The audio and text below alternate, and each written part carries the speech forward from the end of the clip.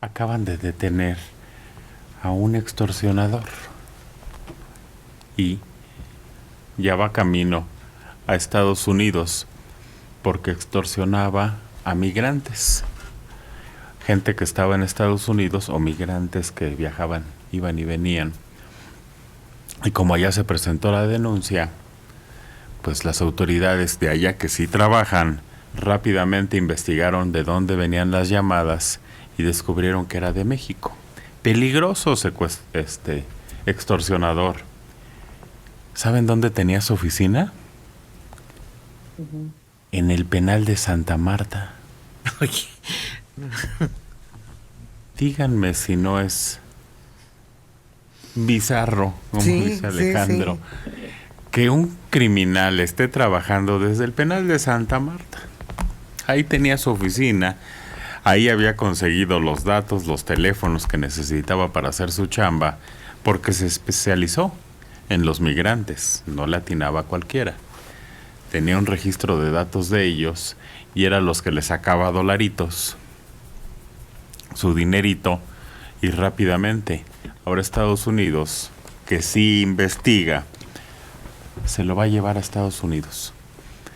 ¿En qué país estamos donde un hombre puede trabajar desde un penal con todas las garantías que brinda el vivir en libertad, Liliana?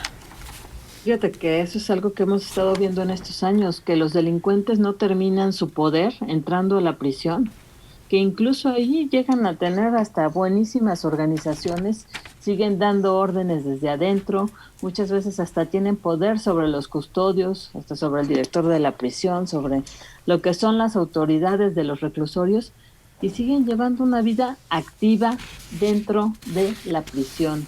Y eso, este es uno que denunciaron, pero así hay muchísimos y en las diferentes partes de la República, en las diferentes prisiones. Organizan fiestas, siguen con lujo, siguen haciendo las llamadas. En este caso fue lo de los migrantes y por eso tuvo un eco que llegó hasta Estados Unidos y hacen la denuncia.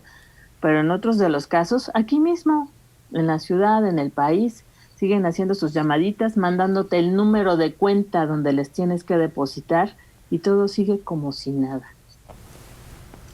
Noemí García Ah, Pérez. Dora. Mira, Manelik, esto no es nuevo. El poder al interior de los centros de readaptación social es tan antiguo como Lecumberri. No, esto no es nuevo. No, no. ¿Sabes el poder que tiene un hombre que manda matar a otro en Francia que fue campeón olímpico? Y es desde el interior de un penal. Pero ese era de alto rango. Lo que sea, pero esto no puede ser, esto no es viable sin la complicidad de las autoridades. Y no te hablo del director del penal, te hablo del director del sistema penitenciario y te hablaría más allá de gobernación. Hubo una época en que no había de otra, era la cadenita. Ahora, un hombre que se enriquece a costa del sufrimiento de los ilegales, que aparte de todo lo que padecen para llegar, todavía se enfrentan a este tipo de extorsión, quiere decir que alguien le dio acceso a toda esta información. Quiere decir que la complicidad de sus mismos compas en la prisión, papá, primo, ayúdame. Hay toda una mafia, pero esta mafia no puede funcionar sin la complicidad de custodios, autoridades y sin el conocimiento de más arriba, que sería una dirección de penitenciarías, no sé cómo esté estructurado actualmente, y cualquier institución de este tipo depende de gobernación. Esto no es nada más que brota espontáneamente por generación espontánea, así, ¡ay, ya salió otro desgraciado extorsionador! No, esto es toda una estructura, y nunca se ha hecho una depuración y un estudio consciente y honesto al interior de las penitenciarías, de los reclusorios, no lo hay. Te mencioné a Mariles, ¿hace cuánto? Pues antes de Mariles ya existían esas mafias al interior de las prisiones. Siempre el poderoso va a tener a su alrededor una corte. El estafeta, el que te lava, el que te plancha, el que te limpia las botas, está permitido. Lo que no tendría que ser permitido. ¿De alta seguridad para quién? Pues para que los delincuentes estén bien protegidos y no se vean expuestos. No, esto es toda una estructura. Y es el hecho de que se considera al sistema penal y a las prisiones como fuentes de recursos para ilegales para su autoridad, para quien es nombrado director de la misma o toda la estructura que administra el sistema penal se nutre de esta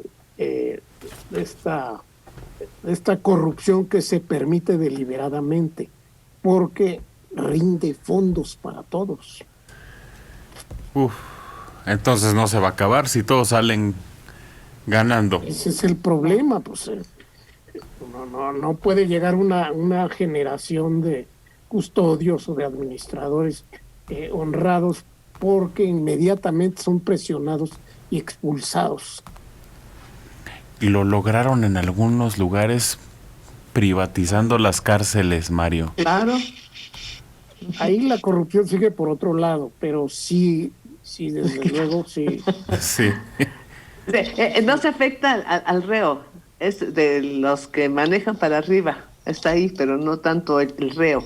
No es la población a extorsionar principalmente, a diferencia del sistema que tenemos acá, ¿no? Pero el reo es extorsionado en esos sistemas también, ¿sí? A través de su familia.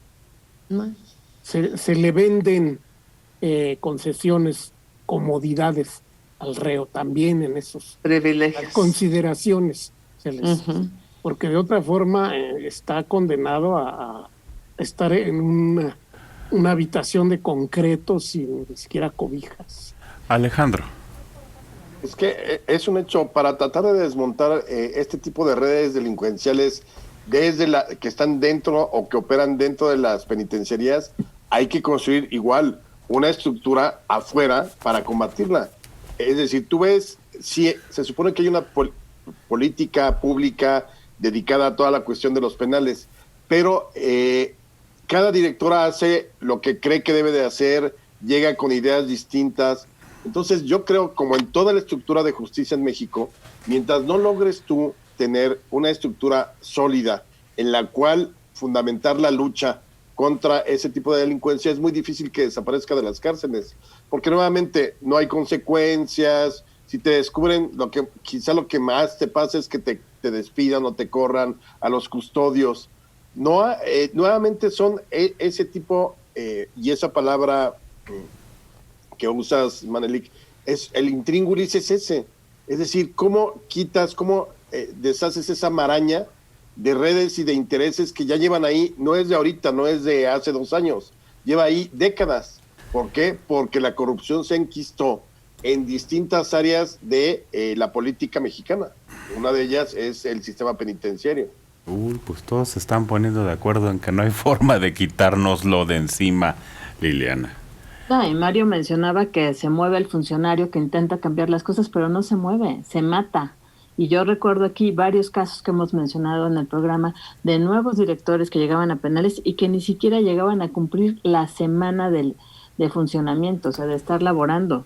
¿Por qué? Porque antes ya simplemente los eliminaban a llegar. Y recuerdo también, por ejemplo, a las venganzas a nivel de custodios y todo. Hace 1 año, 2 años, 1 año yo creo, en Morelos, que supimos de ese autobús que detienen, que bajan a los custodios y a todos los asesinan. Cosas así por el estilo, porque así se las gastan cuando alguien quiere hacer cambios o no se alinea con esa red de extorsión, de tranzas y de todo lo que se mueve. Cuando alguien va en contra de esa corriente, simplemente para afuera se elimina, no la piensan tanto.